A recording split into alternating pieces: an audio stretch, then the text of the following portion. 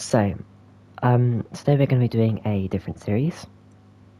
You'll have seen that I did a series about the gadgets because there are a ton, and I mean a ton of gadgets here to look at. So they all deserve their own series. In this one, we are going to be looking at some of these other options over here and what they do. So, the first one, we're going to be covering what these three things mean. So, first thing to take note of is currently, we've just created a new scene. We are in something called assembly mode. Now, what that means is when you open up your toolbar, it will look like this. And modes, the rest of them you access through here. Now let's just choose one, like this one. As you'll see, the toolbar has completely changed, it's a different colour, and there's a lot of tools that have gone, and some that have appeared. We won't worry too much about modes now, but that's what it means when we say we're in assembly mode, is essentially the default mode. So, our first option, the most simple one, is search. It's very simple. All it does is it allows you to go into the Dreamiverse to grab assets that both Media Molecule have made, and also assets that you've made, and also assets that other people have made. It's very simple. You just go in, we go in here, and we can just look for anything that's just generated here, or we could type something like, I don't know, let's say we want to look for some sticks. We could take one like this, for example, and we can stamp it down and do whatnot with it. So, that's very simple and all. The main reason we are making it a video is because of this. If we click on here, you'll see we have quite a few tools to look at. So, most of these are quite simple, and our first two, especially, we've got undo, we've got redo. So in just like any other software, undo will reverse the change you've just done. So I just deleted that stick like that. Let's bring it back, and there it is. And if I think, oh, actually, I like that, we can redo. Now, if you are familiar with Dreams, you will know that there's actually shortcuts for doing this. If you press the left D-pad, that's shortcuts for reverse or undo, and if you press the right on the D-pad, that's shortcuts for redo. Next, we have this little arrows thing, which looks a bit like the symbol on the Move gadget. Now, you'll notice that it's highlighted already. That's because by default, you will be in Move mode, or you'll have the move tool equipped, You can see that on my tip of the imp, it has the same exact symbol, and even when I try to get rid of it, it doesn't let me. So, it's exactly as it sounds. It just lets you grab stuff and move it. You can also change the size of something, and its rotation, and anything like that.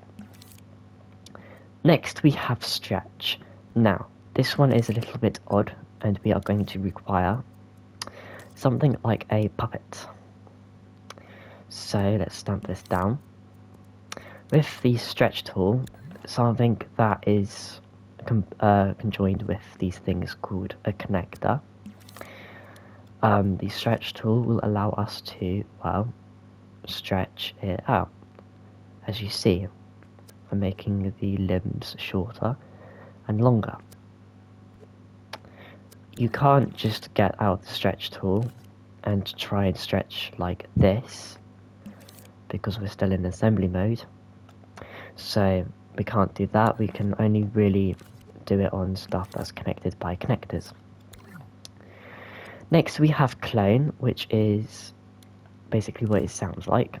You click on an object and it creates a clone. Of course, we can shortcut that. We can hold L1 and press R2, and do that while we're still in move.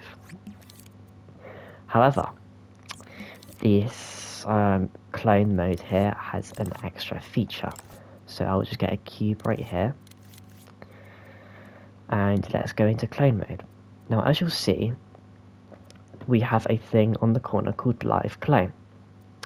Now, basically what that means is, typically when we make a clone, like so, let's say I went into this cube and I put a cone on the top. Wow, we've put a cone on top of that one. Cool. But this is regarded as a different object technically, and there is no triangle that's appeared on there because these just aren't relevant to one another. So, what live clone does is, when we have it active and we make a clone, or maybe we even make 3 clones or 2, you'll even see now it's different. There's a green highlight which shows you what ones are live clones of what. So let's now edit the first cube that we made. And as you'll see on, oh, that's interesting. Okay, we're just going to delete that. When we are modeling on this cube, as you'll see on this one, whatever we're doing on this cube also happens to the other cube. So as you can see, this cube has been affected. So live clone just means that when you make a clone of an object, when you edit the first object that was cloned, the other clones will have those changes happen to them. We can turn off the visuals for live clone. So let's make another live clone and see what that does. Now, I don't really see the difference here. I'm not too sure why you'd want to turn that off anyway. But yeah.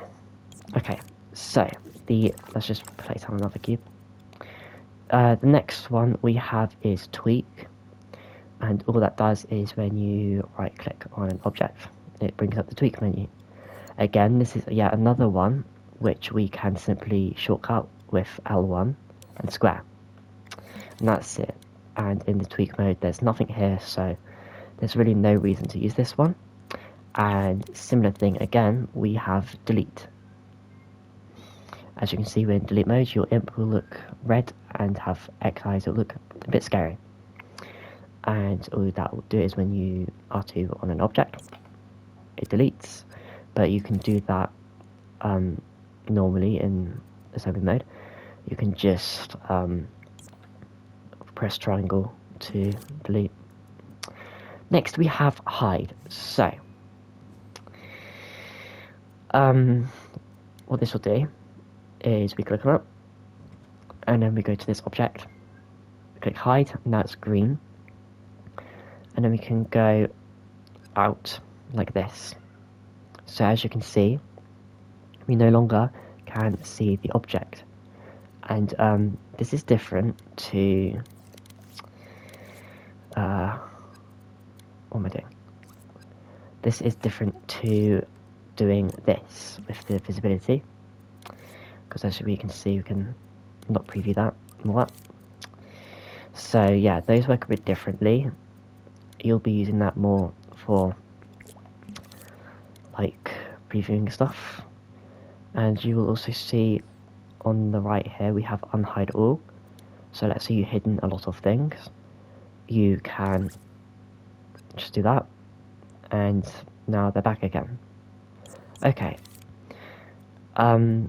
Next we have freeze. So what this will do is you click on it, and then you can apply it with R2. And similar to the hide tool, if we've frozen multiple objects, we can unfreeze all of them. Now, I'm going to try grab it and delete it, and as you can see, I'm trying to interact with it, but it's flashing blue at me. So this could be helpful for if you've made a lot of assets in a level and you don't really want to be fiddling around with them. So this stops you from, like, let's say you were working on like a very tiny little thing here, so you might have loads of stuff going on here and you might think, oh, I don't like this, and try to delete that, but you misclick. Well, you haven't lost all this. So that's all that does, and of course you can unfreeze and it'll act like normal again. Next is a little bit more of a complicated one called Bake Emitted. So this you will use with an emitter. It's a bit of a random one. So let's take out our emitter. So I will do a tutorial on this later on. But for now we are just going to use it. So, oh, okay.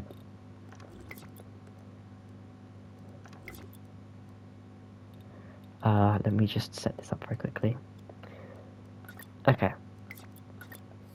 So, see that we made this little thing here.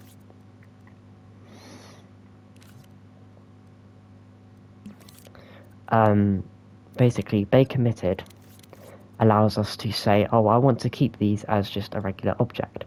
So, what we can do is, let's highlight all of those, and we can, oh, we can't highlight them, we have to do them individually, but we just click on them with this, and what that does is the objects that we emitted from here, they are no longer just like from the emitter, but these we've actually placed there. They act as though they were objects we placed the entire time. So what is this useful for? You could, as I've done, you could make a random pile of leaves and sticks. That's usually what you'll be using it for, is like a random pattern. Let me just get that emitter back because I saw something else. I swear there was another option over here, and I'm a bit confused. Okay, so let's say you've emitted a lot of stuff. You'll see the number here is just increasing, so that will take every single object that was emitted in your scene and bake it like so. So now it's done it all for me, rather than me needing to do every single individual.